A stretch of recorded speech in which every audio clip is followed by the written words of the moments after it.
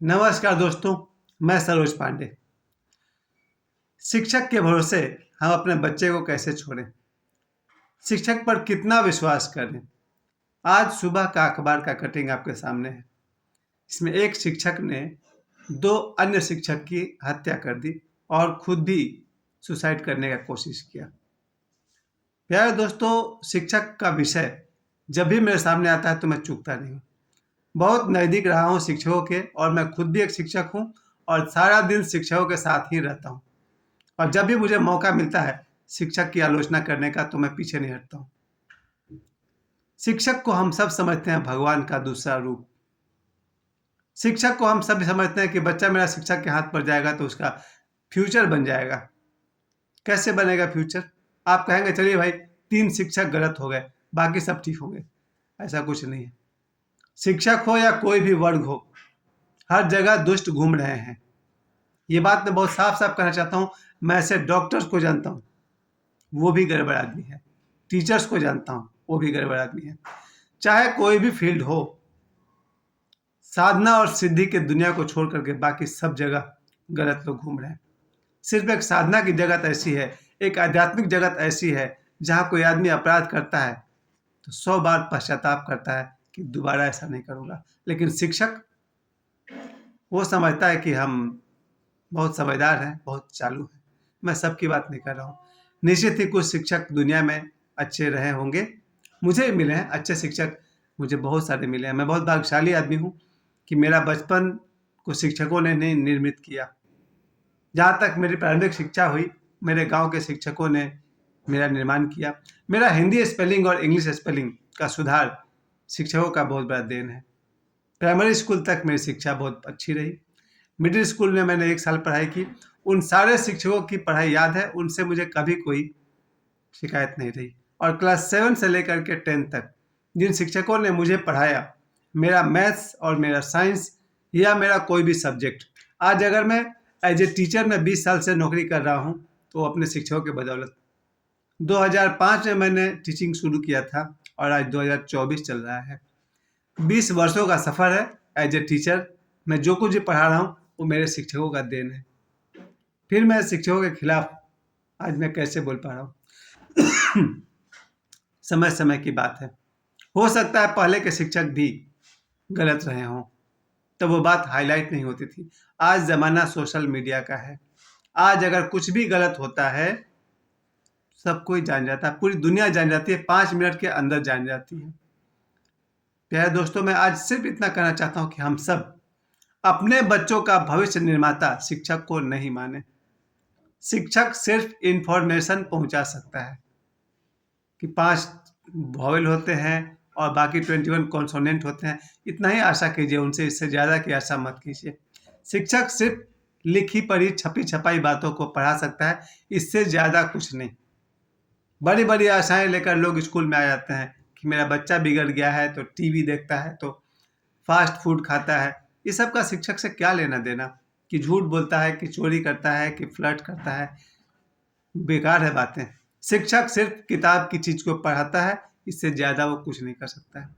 और वो तभी कर सकता है जब उसे अपने जीवन का अनुभव हो और उसमें गुरु के लिए कोई आदर हो।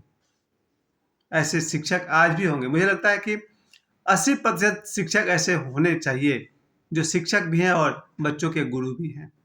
मेरा एक दोस्त है, बहुत ही समझदार है, सरकारी स्कूल में शिक्षक है। निश्चित रूप से वो एक शिक्षक भी है और एक बहुत बढ़िया गुरु भी है। वो बच्चों को सही दिशा दे पाता होगा पढ़ाई लिखाई के अलावा। मेरे और एक भाई हैं, हेडमास्टर हैं सरकारी स्कूल में, आध्यात्मिक व्यक्ति हैं। मुझे लगता है जो शिक्षक भी धार्मिक नहीं, धार्मिक होना बहुत बी ग्रेड की बात है, ए ग्रेड होना आध्यात्मिक बात है। क्यों धार्मिक आदमी को मैं बी ग्रेड कह रहा हूँ? वो इसलिए कह रहा हूँ कि धार्मिक आदमी सोचता है पूजा पाठ तो कर लिए, हो गया, और बाकी जो बाकी चालबाजियां हैं वो करते ही रहता है। ये ऐसे लोग को धार्मिक आदमी कहा था। वो मंदिर भी जाएगा, 4 मिनट में हनुमान चालीसा ही पढ़ लेगा और 23 घंटा 56 मिनट संसार के सारे चालबाजियों में निपुण रहता है। झूठ बोलना, चोरी करना, रिश्वतखोरी, दुनिया में जितनी बुराइयां हैं सब उसमें आ जाती है। और फिर भी वो टीका भी लगा लेगा, चंदन भी लगा लेगा, रामचरितमानस की चौपाई ही बोल लेगा, पर आदमी वही का वही रहेगा। आध्यात्मिक आदमी मैं उसे कहता हूँ जो अपने मन के विचारों को देख सकता है।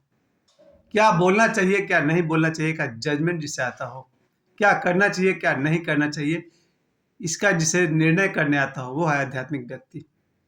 शिक्षक अगर आध्यात्मिक हो, केवल तब ही वो बच्चों का भाग्य निर्माता हो सकता है, और जरूर हो सकता है। दुनिया में पुराने समय में ऐसे शिक्षक रहे हैं। खुद मेरे गुरुजी ओशो प्रोफेसर रह चुके हैं। कम से कम मुझे लगता है 5 वर्ष से ज़्यादा उन्होंने प्रोफेसर की नौकरी की है।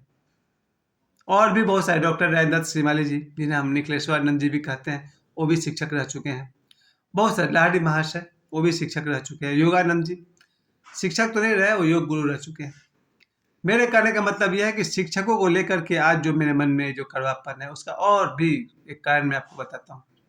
शिक्षक के हाथ से भी गुजरने वाले लोग आगे जाकर कितना गुमराह हो जाते हैं। इन दिनों, आज और कल 2 दिन से एक चर्चा बहुत गर्म है झारखंड के मुख्यमंत्री हेमंत सोरेन जी के बारे में। झारखंड के मुख्यमंत्री हेमंत सोरेन जी, उनकी गद्दी यानी उनका मुख्यमंत्री का कुर्सी खतरे में आ गया है। मैं ये कहना चाहता हूं कि हेमंत सोरेन जी भी तो किसी शिक्षक से पढ़े लिखे होंगे। क्यों नहीं काम आती है शिक्षकों की पढ़ाई जीवन में? जब कोई बच्चा, आज वो मुख्यमंत्री हैं, किन्हीं शिक्षकों से उन्होंने भी पढ़ाई की होगी।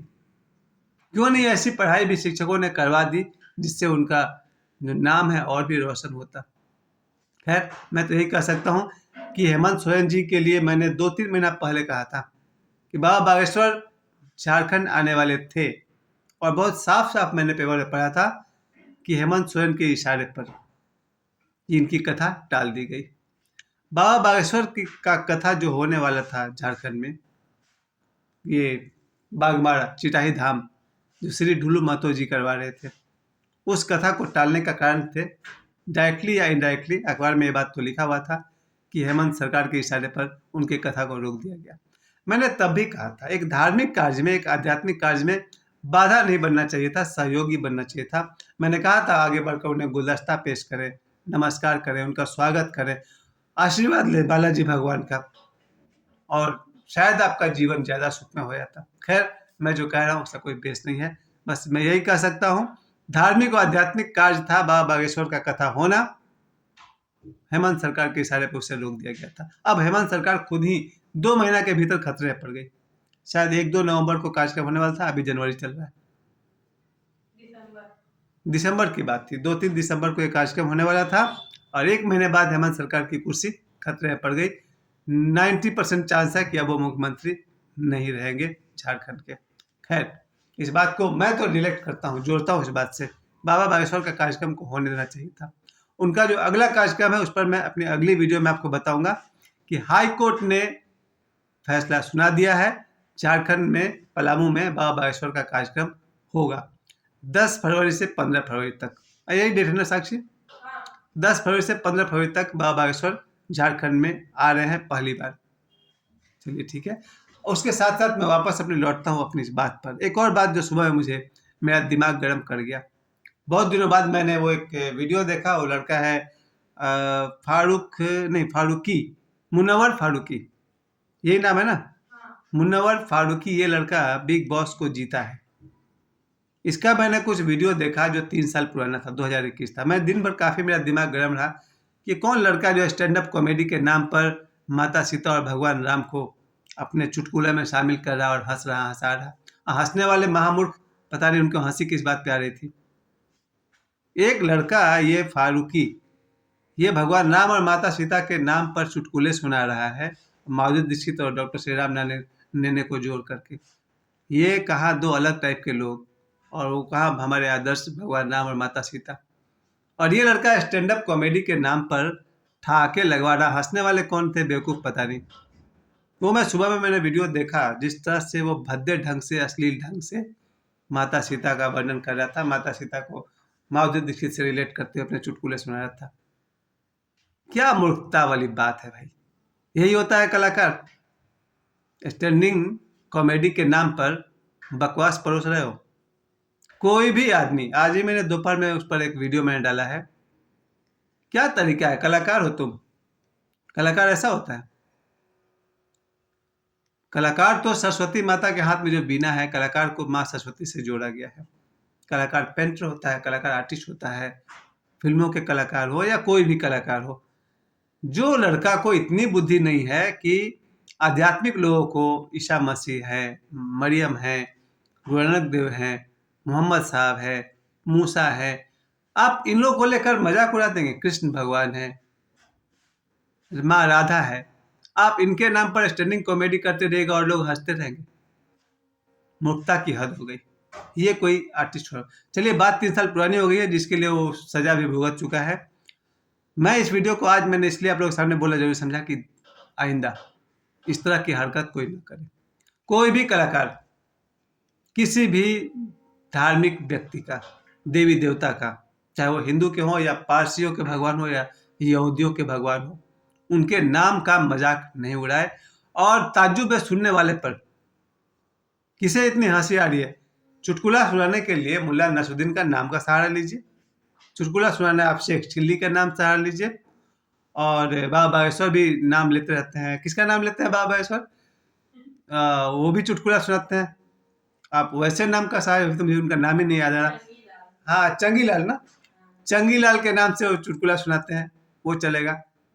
तो माता रुक्मिणी और माता पार्वती और माँ काली के नाम पर चुटकुले सुनाते रहोगे और हम लोग बस हंसते रहेंगे।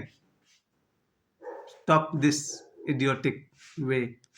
फालतू तरीका है भाई लोग, सुधर जाओ। दोबारा कोई कलाकार किसी भी धार्मिक देवी देवता पर, आध्यात्मिक गुरुओं पर चुटकुला बनाने की कोशिश न करे। किसी के धार्मिक भावनाओं को, किसी के मतलब किसी के, मैं ये नहीं कह रहा हूँ कि मैं सनातनी हूँ और हिंदू हूँ तो हमारे भगवान को मत करो और दूसरों के भगवान को करो। कोई भी हो, कोई भी धार्मिक गुरु का मजाक नहीं उड़ाना चाहिए।